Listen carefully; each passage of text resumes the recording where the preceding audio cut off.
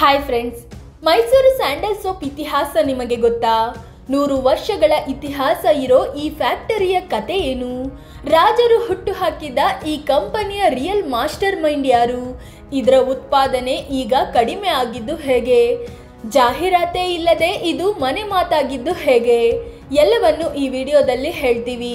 ಅದಕ್ಕೂ ಮುನ್ನ ನೀವಿನ್ನೂ ನಮ್ಮ ಚಾನಲ್ಗೆ ಸಬ್ಸ್ಕ್ರೈಬ್ ಆಗಿಲ್ಲ ಅಂದರೆ ಈ ಕೂಡಲೇ ಆಗಿ ಪಕ್ಕದ ಗಂಟೆ ಗುರುತಿನ ಮೇಲೆ ಕ್ಲಿಕ್ ಮಾಡಿ.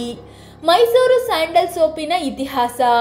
20ನೇ ಶತಮಾನದ ಆರಂಭದಲ್ಲಿ ಮೈಸೂರು ಸಂಸ್ಥಾನ ಇಡೀ ವಿಶ್ವದಲ್ಲೇ ಅತಿ ಹೆಚ್ಚು ಶ್ರೀಗಂಧ ಉತ್ಪಾದಿಸುತ್ತಿದ್ದ ಸಂಸ್ಥಾನವಾಗಿತ್ತು.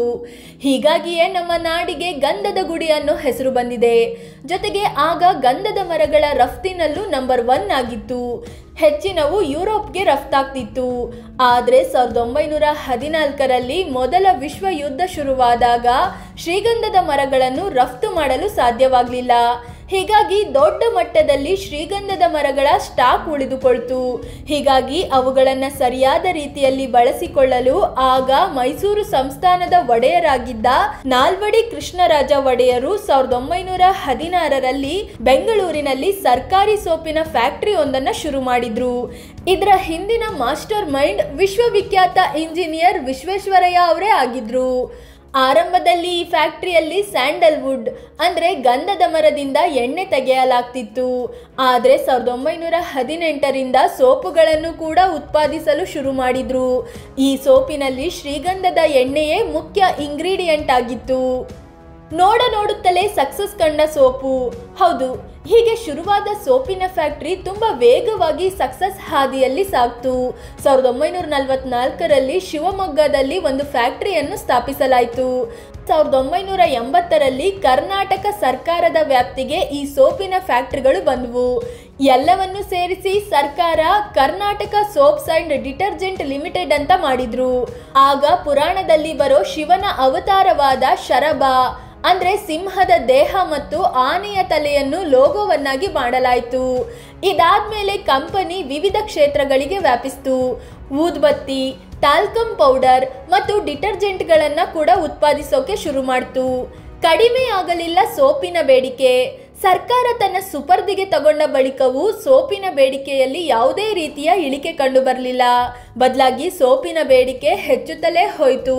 2006ರ ಲೆಕ್ಕಾಚಾರದ ಪ್ರಕಾರ ಇಡೀ ಭಾರತದಲ್ಲಿ ಉತ್ಪಾದನೆಯಾದ 4.5 ಲಕ್ಷ ಟನ್ ಸೋಪುಗಳ ಪೈಕಿ 6,500 ಟನ್ ಸೋಪು ಮೈಸೂರು ಸ್ಯಾಂಡಲ್ದೇ ಆಗಿತ್ತು. ಬೆಂಗಳೂರಿನಲ್ಲಿರೋ KSDL ಘಟಕ ಅತಿ ಹೆಚ್ಚು ಮೈಸೂರು ಸ್ಯಾಂಡಲ್ ಸೋಪುಗಳನ್ನು ಉತ್ಪಾದಿಸುತ್ತೆ. ಇದು ವರ್ಷಕ್ಕೆ 26,000 ಟನ್ನಷ್ಟು ಸೋಪುಗಳನ್ನು ಉತ್ಪಾದಿಸೋ ಸಾಮರ್ಥ್ಯ ಹೊಂದಿದೆ. 2004-2005ರಲ್ಲಿ KSDL 115 ಕೋಟಿ ರೂಪಾಯಿ ಮೊತ್ತದ ಸೋಪುಗಳನ್ನು ಸೇಲ್ ಮಾಡಿತ್ತು. ಅದರಲ್ಲಿ ತಿಂಗಳಿಗೆ 7.5 ಕೋಟಿ ಮೌಲ್ಯದ ಮೈಸೂರು ಸ್ಯಾಂಡಲ್ ಸೋಪುಗಳು ಸೇಲ್ ಆಗಿದ್ವು. ಜಾಹೀರಾತು ಮಾಡದೆ ಮನೆ ಮಾತಾಯ್ತು. ಎಸ್, ಹೆಚ್ಚು ಕಡಿಮೆ ಎಲ್ಲ ಸೋಪುಗಳ ಜಾಹೀರಾತುಗಳನ್ನು ನಾವು ನೋಡಬಹುದು. ಆದರೆ ಮೈಸೂರು ಸ್ಯಾಂಡಲ್ ಸೋಪಿನ ಜಾಹೀರಾತು ತುಂಬ ಕಡಿಮೆ. ಅದರಲ್ಲೂ 2006ರವರೆಗಂತೂ ಅದರ ಜಾಹೀರಾತು ಮಾಡೇ ಇರಲಿಲ್ಲ. ಈ ಸೋಪುಗಳ ಸೇಲ್ಗೆ ಒಂದು ಅದ್ಭುತ ಕಾನ್ಸೆಪ್ಟ್ ರೆಡಿ ಮಾಡಲಾಯಿತು. ಡಿಸ್ಟ್ರಿಬ್ಯೂಟರ್ಗಳು ಸೇಲ್ನಲ್ಲಿ ತಮ್ಮ ಟಾರ್ಗೆಟ್ ರೀಚ್ ಆದರೆ ಬೆಳ್ಳಿ, ಚಿನ್ನದ ಕಾಯಿನ್ಗಳನ್ನು ಕೂಡ ನೀಡಲು ಶುರು ಮಾಡಲಾಯಿತು. ದಕ್ಷಿಣ ಭಾರತದ ರಾಜ್ಯಗಳಾದ ಆಂಧ್ರ ಪ್ರದೇಶ, ತಮಿಳುನಾಡು ಮತ್ತು ನಮ್ಮ ಕರ್ನಾಟಕ ರಾಜ್ಯದಲ್ಲಿ ಇದು ಹೆಚ್ಚಾಗಿ ಸೇಲಾಗುತ್ತೆ. ಇದನ್ನ ಬಳಸೋರು ಹೆಚ್ಚಾಗಿ 40 ವರ್ಷ ಮೇಲ್ಪಟ್ಟವರು ಅಂತ ಸರ್ವೆಯಲ್ಲಿ ಗೊತ್ತಾಯ್ತು. ಅಂದ್ರೆ ಹೆಚ್ಚಿನ ಯುವ ಭಾರತೀಯರು ಇನ್ನೂ ಈ ಸೋಪ್ ಬಳಕೆ ಶುರು ಮಾಡಿಲ್ಲ. ಆದರೆ ಈಗೀಗ ಬಳಸೋಕೆ ಶುರು ಮಾಡ್ತಿದ್ದಾರೆ. ಇವೆಲ್ಲದರ ಜೊತೆಗೆ ಈಗ KSDL Mysuru sandal baby soap ಕೂಡ ಮಾರುಕಟ್ಟೆಗೆ ತಂದಿದೆ. ಆದ್ರೀಗ ಬರ್ತಾ ಶ್ರೀಗಂಧದ ಮರಗಳ ಕೊರತೆ ಎದುರಾಗ್ತಿದೆ. ಹೀಗಾಗಿ ಫ್ಯಾಕ್ಟರಿಗಳು ತಮ್ಮ ಕೆಪಾಸಿಟಿಯ 25% ಮಾತ್ರವೇ ಸೋಪು ಉತ್ಪಾದಿಸಲು ಸಾಧ್ಯವಾಗ್ತಿದೆ. ಸೋಪಿಗೆ ಎದುರಾಗಿದೆ ಗಂಧದ ಕೊರತೆ. ಗಂಧದ ಮರಗಳ ಕೊರತೆ ಹಿನ್ನೆಲೆಯಲ್ಲಿ KSDL ಗಂಧದ ಮರಗಳನ್ನು ಮಾರ್ಕೆಟ್ನಲ್ಲಿ ಬಿಡ್ಡಿಂಗ್ ಮೂಲಕ ಖರೀದಿಸ್ತಿದೆ. ಬೇರೆ ದೇಶಗಳಿಂದಲೂ ಆಮದು ಮಾಡಿಕೊಳ್ಳುತ್ತೆ. ಅಂದ ಹಾಗೆ ಕಂಪನಿ 2018ರ ಮೇ 10ರಂದು ಶತಮಾನೋತ್ಸವ ಆಚರಿಸಿದೆ. ಇದಾದ್ಮೇಲೆ ಮೈ ಸೋಪ್ ಅನ್ನೋ ಬ್ರ್ಯಾಂಡ್ ಹೆಸರಲ್ಲಿ ವಿವಿಧ ಬಗೆಯ ಸೋಪುಗಳನ್ನು ತಂತು. ರೋಸ್, ಮಲ್ಲಿಗೆ, ಮಿಲ್ಕ್ ಕ್ರೀಮ್, ಜಾಸ್ಮಿನ್, ಲ್ಯಾವೆಂಡರ್ ಹೀಗೆ ವಿವಿಧ ಬಗೆಯ ಸೋಪುಗಳು ಬಂದಿವೆ. ಒಡೆಯರ ಕಂಪನಿಗೆ ತಮನ್ನಾ ಅಂಬಾಸಿಡರ್. ಮೈಸೂರು ಸ್ಯಾಂಡಲ್ ಸೋಪ್ಗೆ ಮಿಲ್ಕ್ ಬ್ಯೂಟಿ ತಮನ್ನಾರನ್ನು ಬ್ರ್ಯಾಂಡ್ ಅಂಬಾಸಿಡರ್ ಅನ್ನಾಗಿ ಆಯ್ಕೆ ಮಾಡಲಾಗಿದೆ. ಅದಕ್ಕಾಗಿ ರಾಜ್ಯ ಸರ್ಕಾರ ಮುಂದಿನ 2 ವರ್ಷ 2 ದಿನಗಳಿಗೆ ತಮನ್ನಾ ಭಾಟಿಯಾಗೆ 6,20,00,000 ರೂಪಾಯಿ ದುಡ್ಡು ನೀಡಲಿದೆ. ಇದು ಕನ್ನಡ ಪರ ಸಂಘಟನೆಗಳ ಆಕ್ರೋಶಕ್ಕೆ ಕಾರಣವಾಗಿದೆ. ಕನ್ನಡದಲ್ಲಿ ಯಾವ ನಟಿಯೂ ಇರಲಿಲ್ವಾ?